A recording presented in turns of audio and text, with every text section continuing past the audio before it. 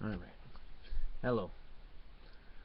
A few months ago, I finished reading the entire Quran. It took me a few years because I didn't make it a priority over reading my religion's books, my magazines that come every month from the National Rifle Association. But I got through it, and I have some thoughts. The most important thought, I guess, to tell you is I'm not converted. I found some things I like, some things I didn't like, but I'm not going to mosque. I'm not giving up on my bacon. I'm sticking where I am.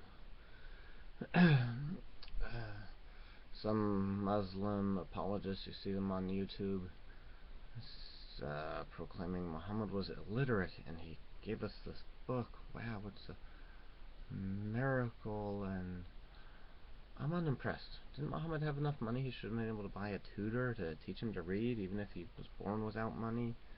I'm more impressed if a guy has no formal schooling and can write something than if somebody has formal,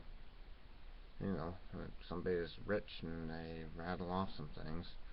But then, if he couldn't read, how are we sure his scribes wrote down correctly what he said to them?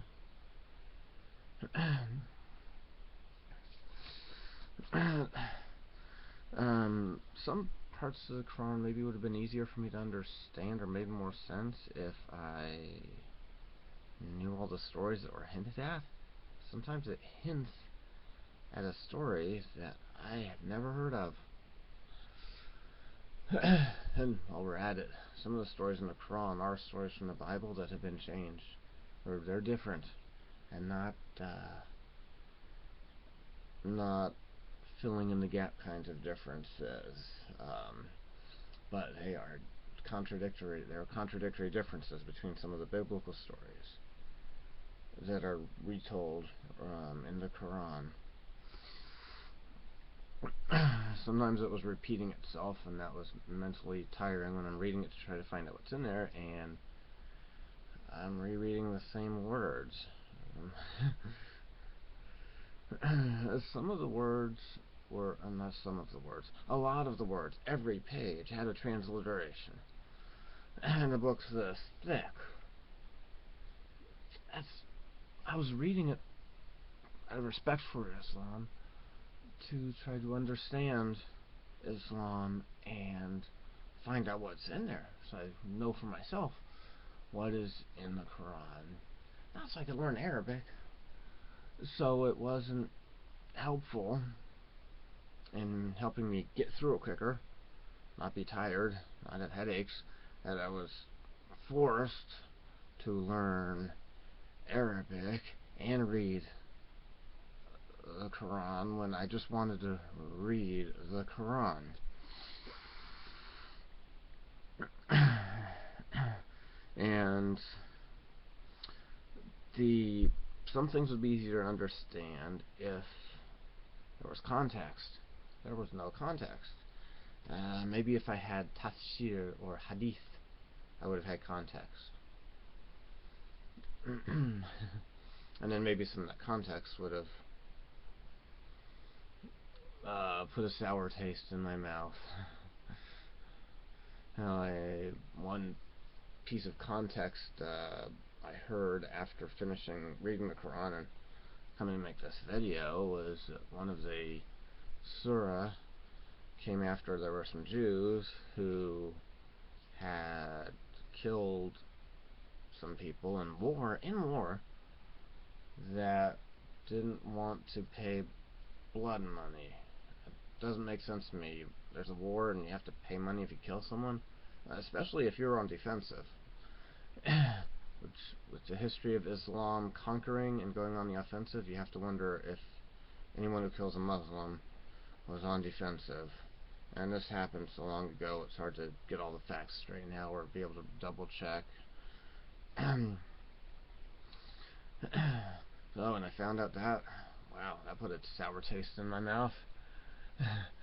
God wants people, I don't believe God wants people to be, wants his followers to be on an offensive war against every non-believer. But then, at the time of Muhammad, the Catholic Church was killing off Protestants by the thousands, and they would have looked at Muhammad as heretical for saying not to be an idol worshiper or polytheist. So, Muhammad did do some fighting, but if he wasn't a warrior, maybe the Pope or some cardinal would have had him killed off.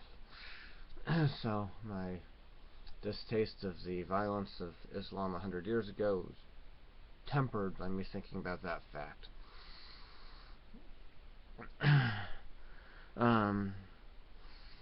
And it's a fact that the Quran is organized based on the length of the chapters, the surah, which doesn't help to understand which surah have been abrogated, because Islam believes that God could change something through his prophet, and so if Muhammad said something one day and then 5 years later said something else, the thing he said 5 years later is more recent and what you're supposed to go with, if I understand correctly. Well, the Quran isn't organized like that, so that extremely peaceful verse almost at the end, I'm not sure if that was said before or after the other verses that said wage war against everyone until they're dhimmis paying you taxes and feel subdued. Yeah.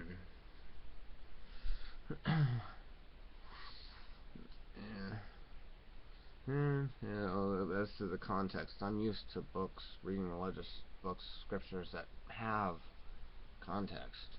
With the Bible and the Book of Mormon, there's context there. You don't need to go to another book to get the context. The Doctrine and Covenants has context. It's there. Now I know where Zamzam water comes from. It may have been a note that was added to the Quran, the one I was reading, not the actual Quran itself, because okay. Oh, come on, focus camera.